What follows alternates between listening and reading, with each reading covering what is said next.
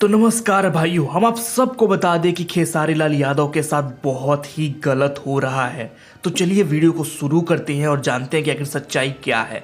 हम आप सबको बता दें, पवन सिंह खेसारी लाल यादव के विवाद में क्या था। ये था कि खेसारी लाल अब स्टेज पे चढ़ के ये बोल दिए थे कि किसी में दम है तो अपने यहाँ पे सोहर गवा के दिखाए, और इसके बाद पवन सिंह भी इनको बहुत कुछ बोले हैं। लेकिन भोजपुरी इंडस्ट्री के कुछ ऐसे भी स्टार हैं जो खेसारी लाल यादव को के अगेंस्ट में वीडियो बना रहे हैं। ये बोल रहे हैं कि खेसारी लाल यादव को माफ़ी मांगना चाहिए, इनको जेल में डाल देना चाहिए। हम आप सबको बता दें कि इस समय खेसारी लाल यादव को आप सबकी सपोर्ट की बहुत ही ज़रूरत है। आप सब मुझे कमेंट बॉक्स में ये बताइए, क्या सच में खेसारी लाल यादव को माफ़ी मांगना चाहिए इस बात के लिए या फिर नहीं? आप सब मुझे कमेंट बॉक्स में बताइए। तो अगली वीडियो मिलेंगे किसी नए अपडेट के साथ। ऐसे वीडियोस के लिए मेरे चैनल को तुरंत सब्सक्राइब करिए। लव यू, जय हिंद, जय भारत।